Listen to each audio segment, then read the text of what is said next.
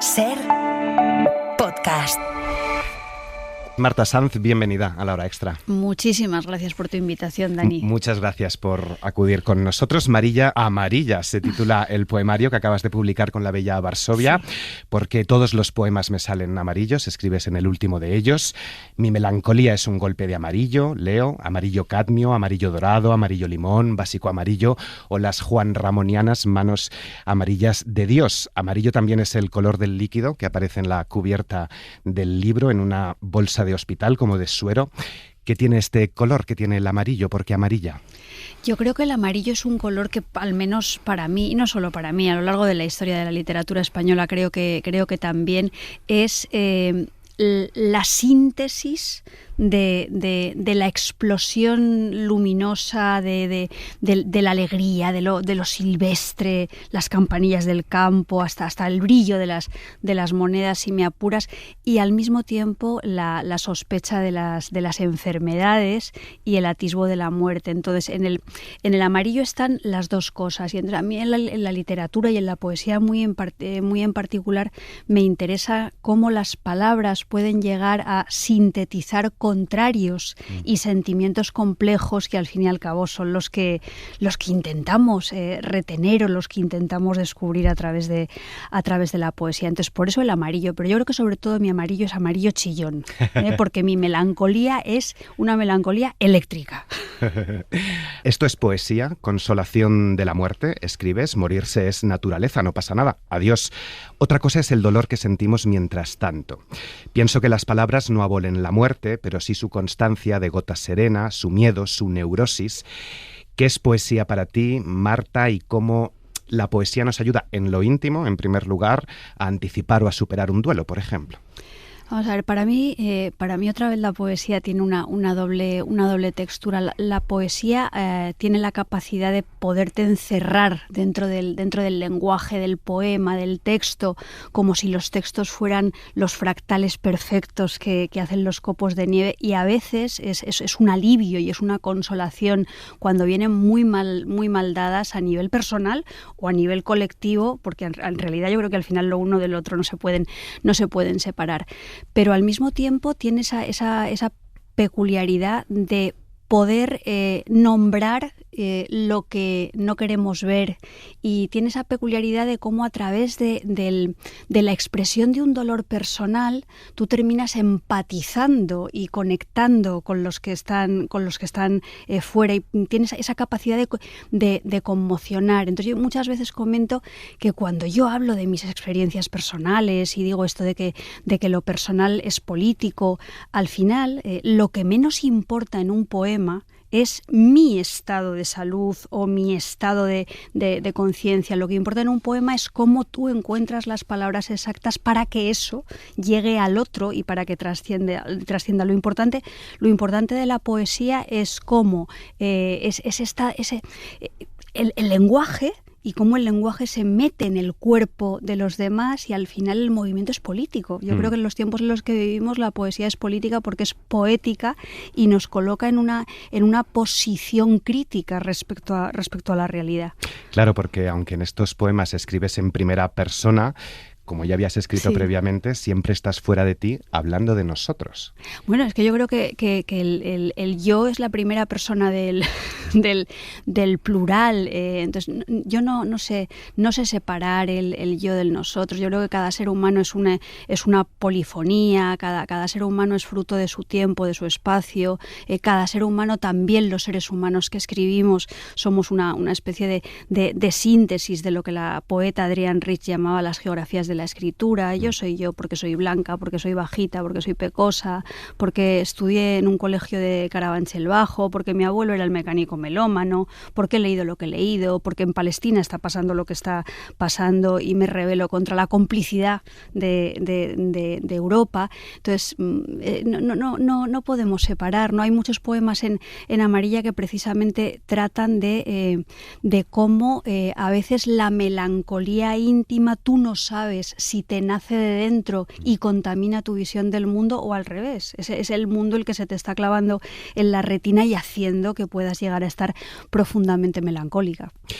Nadie sabe de la imponente cantidad de dolor necesaria para escribir poesía. Es una reflexión que recogía en su novela Sergio Banc y que también compartíamos con Alana Portero cuando nos presentó su poemario.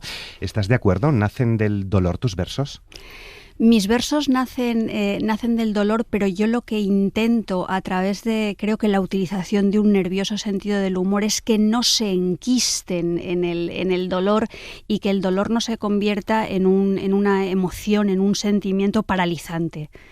A mí, yo creo que el dolor, para lo que tiene que servir y señalar las grietas de la realidad, para lo que tiene que servir es como para decir, bueno, todo está fatal, pero yo, al servicio de todo esto, tengo que poner mi confianza en la palabra, mi capacidad para usar las palabras, mi alegría, mi convicción de que la escritura es un acto de júbilo, que lo que me hace es empatizar con los demás y establecer un diálogo y una conversación con los demás, aunque esa conversación no sea siempre complaciente ni dulce, porque es que a veces que confundimos la palabra empatía y la palabra comunicación con estar de acuerdo o ser permanentemente simpáticos, y no es eso, es otra cosa, yo creo, más un poco más complicada. De repente te das cuenta de que si todo va bien vas a ser vieja durante 40 años. Cuando sea vieja, salvadme de los rigores de la temperatura. ¿Cómo te ayuda y cómo nos ayuda a todos la poesía a aceptar el paso del tiempo, la vejez, los cambios en el cuerpo, determinados dolores, determinados temores? ¿Qué significa hacerse vieja para Marta Sanz? Bueno, inevitable y deseable, ¿no? Porque si no te haces vieja es algo mucho peor. Fíjate, me gusta mucho que hayas aludido al poema este, porque creo que en los poemas, a veces cuando hablamos del lenguaje poético, y yo misma peco de esto a menudo, hablamos de la trascendencia, las palabras, los significados ocultos, los misterios, todas estas cosas, pero hay veces que los poemas nombran exactamente lo que están nombrando. Entonces, cuando yo en ese poema digo que cuando sea vieja, libradme de los rigores de la temperatura, tenedme la rebequita siempre bien abrochada, no estoy hablando del abandono ni de la soledad. Estoy hablando del abandono y de la soledad, pero sobre todo estoy hablando de el frío puntual que las personas mayores y delgadas sienten cuando no se les arropa lo suficiente. Y cuando estás hablando de ese frío, cuando estás hablando de esa temperatura, al final terminas hablando de las facturas de la luz. Estás hablando de todas esas cosas que son tan importantes y que a veces parece que no tienen espacio en la poesía, pero sí que tienen espacio en la poesía. Y respecto a la vejez, yo no quiero dar una visión del proceso de envejecimiento que sea romántica ni mitificadora, porque no, o sea, porque no creo que sea así. Pero también quiero un poco señalar que cada época de la vida tiene su particular belleza. Y esto lo digo respecto al cuerpo, respecto a ese imperio de los cuerpos jóvenes a los que todos tendemos, que tenemos que estar como permanentemente momificados en un gesto de juventud. No, hay gestos corporales de la vejez, texturas de la piel, maneras de mirar, arrugas que pueden ser profundamente hermosos. Luego, lo que tampoco, y por eso no quiero caer en mitificaciones, es que, claro, en la vejez somos más frágiles desde el punto de vista corporal y desde el punto de vista de nuestras necesidades, y lo que no podemos tolerar como sociedad es que esa fragilidad se convierta en una vulnerabilidad sistémica. Entonces, a mí lo que me da mucho miedo, efectivamente, no es la muerte. Lo que me da mucho miedo es esa especie de crueldad hacia las personas de la tercera edad, esa desatención que hemos visto cuando la pandemia, los protocolos de la muerte, ese arrinconamiento, ese no querer ver. Eso me parece completamente indigno y creo que dice lo que somos como sociedad. Haces muchas referencias al cuerpo en los poemas. De hecho, tienes un volumen también, ¿no?, de poemas corpórea, que se llama Corpórea. No nos pertenece, pero es lo único que poseemos o notamos como una posesión, desde el tacto, los sentidos, también a la enfermedad. Eres hija de tu padre. Sí. ¿Cómo ha marcado la enfermedad tu escritura? Fíjate, sí, la enfermedad, yo probablemente por esa conciencia del cuerpo, ha marcado mi escritura desde el principio. yo creo desde los primeros libros, y también la mirada sobre la vejez, porque la gente puede pensar, bueno, esta mujer tiene ya 57 años, siempre me equivoco con la edad y la culpa la tienen las Wikipedias, y que me presentan como un año más siempre porque nací en noviembre, y entonces siempre tengo un año más, y a veces ya lo pregunto en mi casa, ¿cuántos años tengo? Porque ya no, lo cual también es un síntoma de cierto deterioro. Pero a mí el problema de la vejez y de la enfermedad me lleva rumiando toda la vida. Cuando no tenía 57 años, cuando yo publiqué Susana y los viejos, ya estaba en ese lugar, ¿no? Y luego es cierto que con la enfermedad de mi padre, yo me di cuenta de mi propia vulnerabilidad. Y me di cuenta de que puede llegar un momento en la vida en el que dejas de ser la hija única, la hija perpetua, para tenerte que convertir en alguien que asume responsabilidades, que tiene que tirar del carro, y a lo mejor cuando tú tienes que asumir responsabilidades y tirar del carro es cuando tú misma te sientes más fragilizada desde el punto de vista físico, ¿no? Entonces creo que esta es una experiencia compartida por muchísima gente, que a veces no queremos alumbrar literariamente, porque parece que todo tiene que ser el vigor, el empoderamiento, el echar pa'lante, y todo eso está muy bien, pero ojo, hay gente que se siente vulnerable, y a lo mejor podemos hacer de esa vulnerabilidad incluso un instrumento para transformar las cosas. A mí esto me preocupa mucho. Hablas de la acrimonia, sí, que puede ser la agresividad contra niños palestinos, pero también es una agudeza del dolor. No existe ni el dolor pequeño ni el dolor grande, existe el dolor. Tu poesía, como decías, va de lo más íntimo a lo más colectivo. Es una poesía social, política, comprometida, combativa. Hablas de ancianas, niñas, hombres y mujeres asesinados en Gaza, también de la ultraderecha, del gobierno de Estados Unidos, del rechazo a lo woke, podríamos decir hoy, ¿no? Con esa Elsa de Frozen lesbiana, por ejemplo, o los desahucios y suicidios. ¿Así entiendes la poesía? ¿Tiene que ser comprometida, una poesía que resignifique el mundo? Para mí sí. Es por lo mismo que te comentaba al principio, porque para mí es muy difícil separar el dentro del fuera. Entonces, para mí hay una obsesión dentro de lo que es mi trabajo con la literatura, mi escritura, y es un poco dejar testimonio de las cosas que pasan a través de las experiencias personales y pequeñas, pero también un poco poner de manifiesto cómo a veces la acumulación de violencias, la acumulación de dolores, lo que pasa todos los días, termina haciéndonos inmunes a todo eso. Hay un poema dentro de Amarilla en el que se habla de eso que hemos vivido todas y todos en algún momento de nuestra vida, en verano, escuchar un pajarito de estos que se caen, pi, pi, pi, pi, y sentirte ahí que se te encoge el corazón, y vas a buscar el pajarito y no encuentras el pajarito, y luego al poquito oyes otro pi, pi, pi, y luego otro pi, pi, pi, otro pi, pi, pi, y al final tienes que tapar tus orejas, no sé, atenuar tu hipersensibilidad, porque estarías oyendo pi, pi, pi, pi, pi, pi, pi todo el rato. Entonces, en ese gesto hay una gran crueldad, una gran desatención, pero también es un mecanismo de autodefensa, ¿no? Entonces, a mí me gusta hablar desde esas contradicciones, que son morales y que son políticas, y que pueden relacionarse con los pajaritos que se caen de los nidos, y que también se relaciona con los niños y con las niñas de Palestina, y con toda nuestra impasibilidad o nuestra indiferencia, ¿no? Y yo creo que cuando pase el tiempo, en poemarios como este y en otros textos, no se trata tanto de usurpar la voz del que sufre, porque nunca jamás en la vida vamos a poder expresar con nuestras palabras el dolor que ha experimentado el pueblo palestino, pero lo que sí que vamos a poder expresar y va a quedar testimonios de nuestra vergüenza y de nuestra culpa. La poesía no va de entenderla o de no entenderla, la poesía va de entrar en ella. Nos decía hace una semana la última Premio Nacional de Poesía, Miriam Reyes. ¿Por qué entramos poco en la poesía? ¿Por qué se lee poca poesía, dirías? Pues porque yo siempre digo que precisamente en los tiempos que corren la poesía es política por el hecho de ser poesía.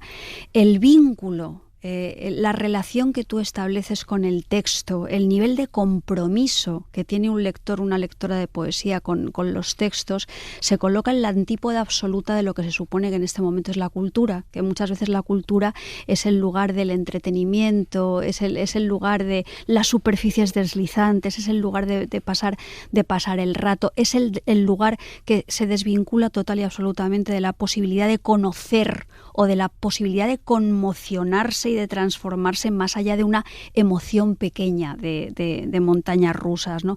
Entonces, la poesía es eso. O sea, la poesía es decir, me voy a comprometer, me voy a tirar hasta el fondo de esta página, voy a traspasarla y voy a leer de una manera espeleológica, no dejándome llevar por los cantos de las sirenas, el ruido de lo cotidiano. Entonces, ese es el yo creo que el valor profundamente político de la poesía, que al mismo tiempo es lingüístico y es estético, ¿no?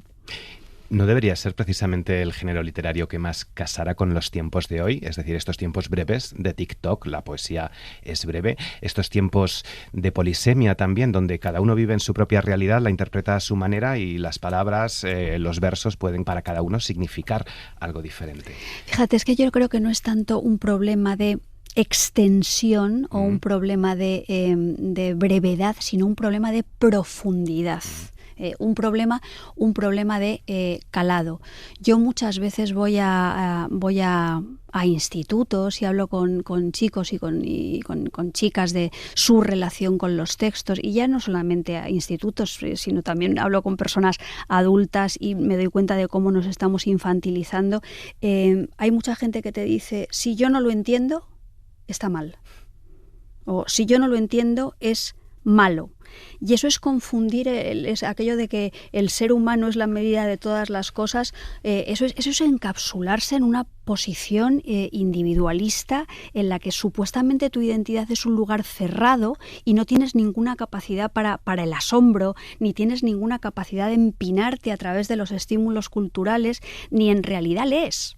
Entonces, eso cuando somos lectores adultos es preocupante, pero cuando incluso en las enseñanzas medias eso ha cristalizado, dices, ojo, es que es muy difícil. Y yo por ejemplo valoro mucho el papel de los profesores y de las profesoras, porque el ruido del tiempo va por un lugar completamente distinto al de la sensibilidad que requiere el aprendizaje, el riesgo, la intrepidez, el colocarte en otro lugar. En la lengua no existe simetría, sino intranquilidad, escribes.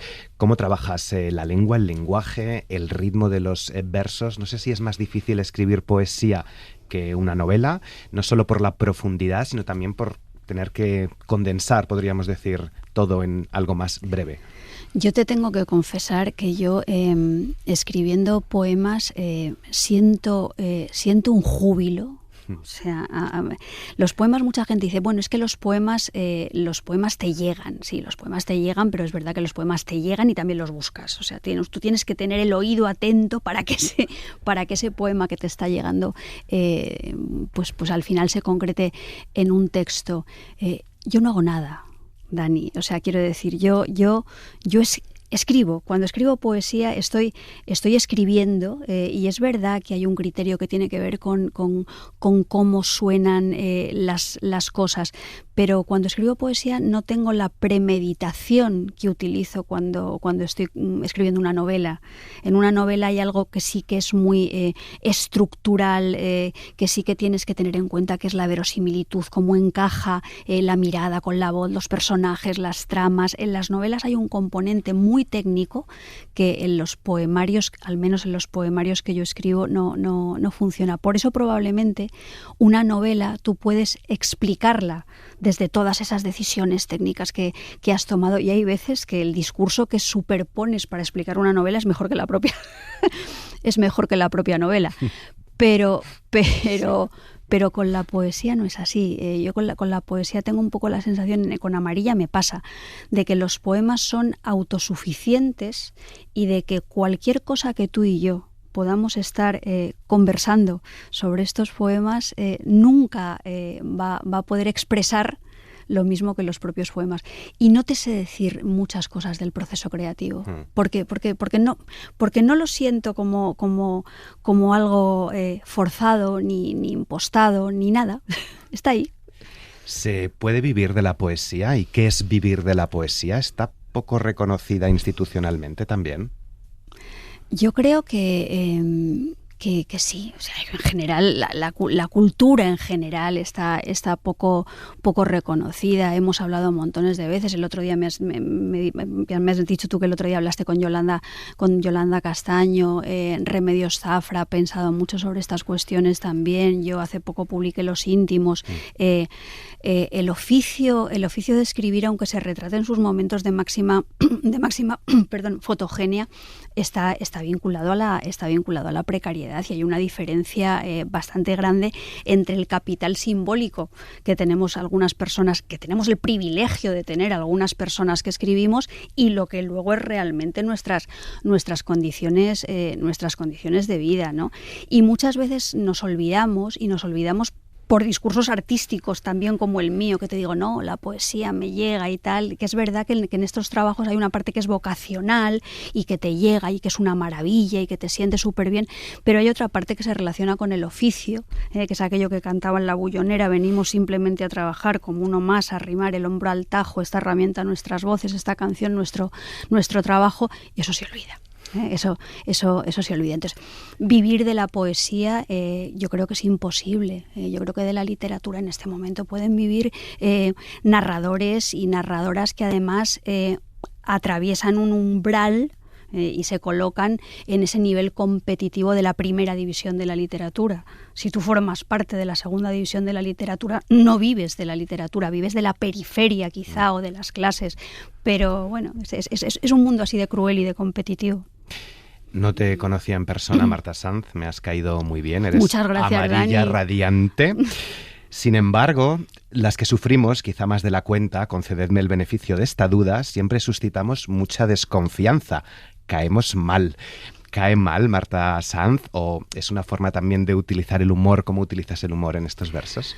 Yo me estoy autoparodiando todo el rato. Yo utilizo todo el rato mi cuerpo para escribir novelas, para escribir poesía, y estoy en una actitud corpórea y performativa. Y entonces en esa situación no te autoparodias o esto no es posible. Entonces, yo creo que en persona personalmente gano. Gano. En las distancias cortas puedo ganar. Pero entiendo perfectamente que haya personas que lean mi texto y que se sientan desconcertadas y de esta mujer, qué visión más amarga o más ácida. Y eso en los tiempos de la felicidad obligatoria pues puede llegar a resultar molesto, ¿no? Pero oye, mira, ya te digo, si quieres acabamos como empezamos. Yo amarillo chillón, amarillo limón.